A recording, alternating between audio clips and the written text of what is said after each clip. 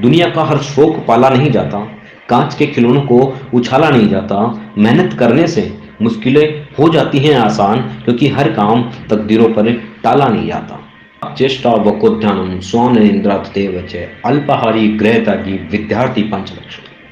प्राचीन काल में ऋषि मुनियों ने एक आदर्श विद्यार्थी के लक्षणों को संस्कृत के ने एक ही इस दोहे के अंदर बखूबी संवारा। काकचेष्टा वकोद्यम स्वान निंद्रा तथैव च अल्पाहारी गृह त्यागी विद्यार्थी पंच लक्षण। ये 5 लक्षण होने चाहिए। ये किसी भी विद्यार्थी, किसी भी मनुष्य, आजकल हर किसी इंसान का जीवन एक तरह से विद्यार्थी ही है। मैं कहता हूँ जब तक आप सीख रहे हैं तब तक आप एक विद्यार्थी हैं। कैसे बताएं? काकचेष्टा प्रथम लक्षण, कौवे जैसा प्रयत्नशील एवं लगनशील होना। जिस प्रकार कौवा आसमान में उड़ते समय भी अपनी दृष्टि अपनी आवश्यकता की वस्तु पर निगाहें रखते हुए प्रयत्नशील रहता है, उसी प्रकार एक विद्यार्थी को कौवे की तरह सजग एवं सचेष्ट रहना चाहिए।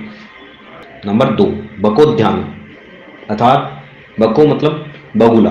बगुले को देखें, वह पानी में एक पैर से खड़ा रहता है एवं उसका समस्त मस्तिष्क एवं ध्यान केंद्रित रहता है उसके पास से निकलने वाली मछलियों पर। जैसे ही कोई मछली पास में आई, वह तुरंत उसे झपट कर मार अपनी चोंच में दबा लेता है एवं पुनः ध्यानस्थ हो जाता है। मुनि ऋषि द्वारा एक आदर्श छात्र में अपनी सफलता या इच्छित लक्ष्य प्राप्ति हेतु बगुले जैसी तपस्या एवं ध्यान लगाने के लक्षण को दूसरा सबसे महत्वपूर्ण लक्षण माना है। श्वान निंद्रा, तीसरा महत्वपूर्ण लक्षण है श्वान निंद्रा, अर्थात कुत्ते जैसी निंद्रा। विद्यार्थी को कुत्ते से हमेशा जागृत एवं अवस्था में रहने की प्रेरणा लेनी चाहिए। कुत्ता सोते समय भी जागृत जैसी अवस्था में रहता है, थोड़ी सी आहट पर वह तुरंत जाग जाते हैं। आजकल विद्यार्थी कुंभकर्ण जैसी नींद में सोते हैं। कई विद्यार्थी तो अपनी दिनचर्या ऐसी बना लेते हैं कि सुबह 11-12 बजे तक सोते रहते हैं। पूछो तो पता चलेगा कि वो रात को पढ़ रहे थे। कई विद्यार्थी तो नींद के कारण परीक्षा में देर से पहुंचते हैं। कुत्ता अपनी आलस्यहीन स्वभाव के लिए जाना जाता है।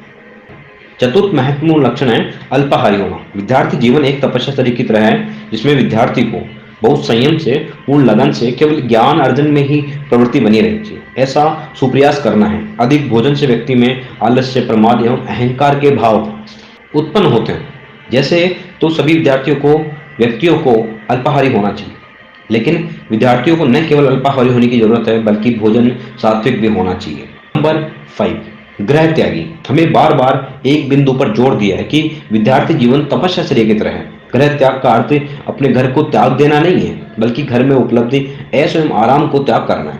पूर्ण ब्रह्मचर्य के पालन करते हुए घर की मोह माया से स्वयं को विलंब रखते हुए अपने लक्ष्य को ध्यान में रखते हुए अग्रसर होना है। विद्यार्थी जीवन एक ऐसा अनूठा समय होता है जब उसे स्वयं को गलत आदतों, गलत रास्तों से बचाते हुए पूर्ण मेहनत के साथ सफल होना होता है। आज के समय में जब अश्लीलता चारों तरफ बिखरी हुई है, संयमित जीवन जीना और अपने लक्ष्य का निर्धारण करना किसी भी रूप में किसी ऋषि मुनि से कम तपस्या का कार्य नहीं है।